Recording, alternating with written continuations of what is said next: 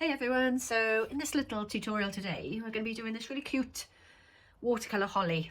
I know, it's not even December and this is it's really early for me to even think about Christmas, but producing artwork for the studio and for the shop and to sell, you really have to think like way farther ahead than I could possibly even entertain normally. So this is a really cute little holly, and it is so simple to paint.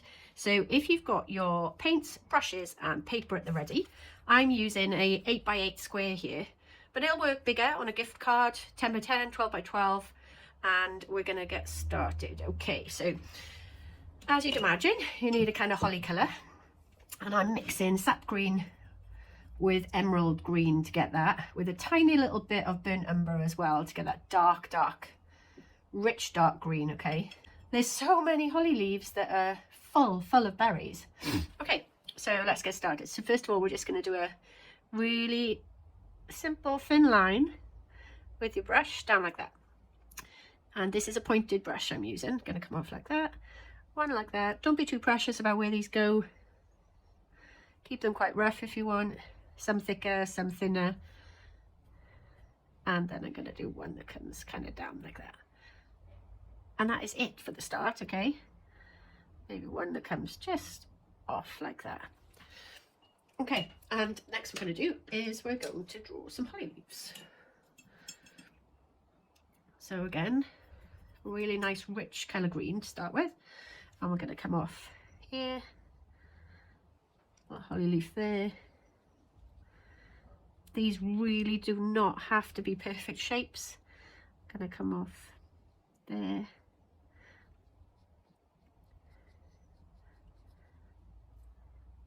and one on the end there. In fact, make them irregular. You know, they look so much more natural if it's not irregular and not uniform, not directly opposite. And I'm going to turn my paper, and I'm just going to add two that come off here. One overlapping the main branch there, because that's what happens in nature. Nature doesn't avoid its own branches on a bush or a tree. They overlap. One here. Just make sure they've got the overall kind of feel of a holly leaf. Two that come off the edge here.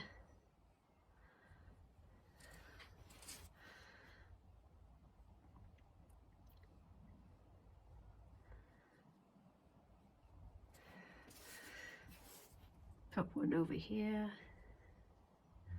Just literally where you feel your painting needs an extra holly leaf. It's that simple at this stage.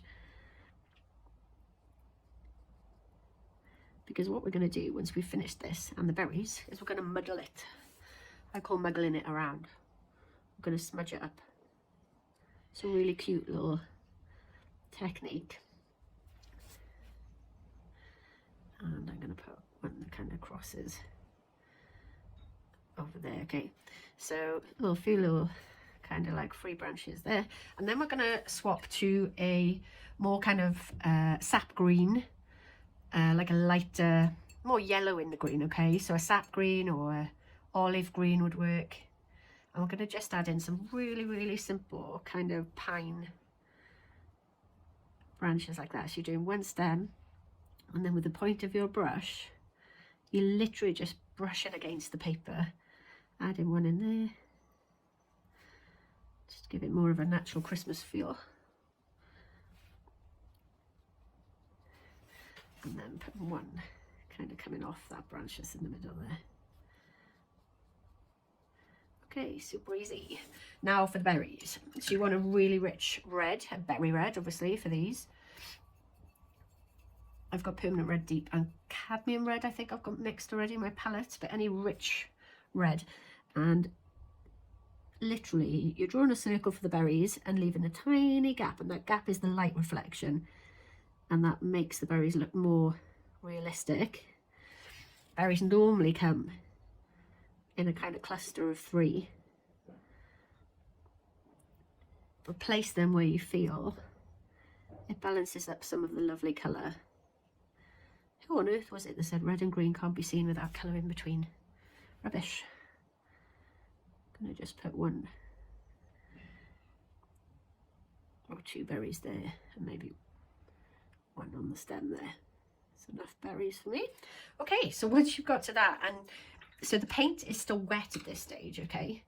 What you're going to do is grab a bigger pointed brush or a round brush will work, and we're going to actually smudge in very lightly to the paintwork like that. And it's important that the paint underneath has still got a little bit of wetness to it, because that's what's going to carry this paint out. Beautiful. And give it a really watery kind of feel. Ruin it basically. No, we're not. It's beautiful. Well, the end effect is really cool. So smudging it out with berries as well, and smudging outwards, not so much in the middle, so the outer parts, we're dragging the colour almost. Some of the red from the berries as well. Using the tip of your brush and just with the water, you're kind of dragging that out. Okay, and what you can do when that's still wet, grab a little bit more of your lighter sap green, blend that in a few places, like that, and then grab hold of some water on your brush. Just try and kind of mix that in, make it a bit lighter. Dry brush to pick up any paint that you don't like, remember. Okay, so I quite like the effect on that one.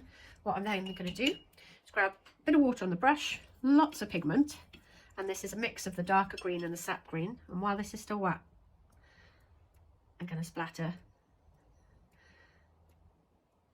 mostly around the edge, a little bit in the middle. You can actually smudge that out a little bit there as well. And while it's drying a little bit more, grab some more of your pigment. I like to use kind of like the 2 tones of the greens that you've used within it. So I wouldn't go, I wouldn't really splatter it with a 3rd different colour. It's the tonal range of them working together. And with the splattering, sometimes helps. If you hold the brush loose and use another paintbrush to kind of tap them in. And there you go, you've got a really cute little watercolour holly set, and you can even do it with mistletoe or red berries that fall down, and play around with different compositions.